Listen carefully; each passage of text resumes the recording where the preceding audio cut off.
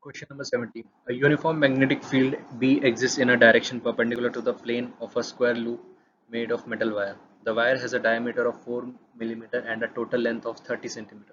The magnetic field changes with the time at steady rate dB by dt, which is 0.03 t time per second. The induced current in the loop is close to, so we have to find the induced current in the loop. Okay, so as we know that phi is equal to BA, and we would simply, and we know that E is equal to d phi by dt, so same we would simply substitute the value of phi, which is a BA, so we would get E is equal to a dB by dt. Okay, so now we would simplify this equation by integrating, where E is equal to L square dB by dt. Now there is a relation between induced current and E, which is I is equal to E by R.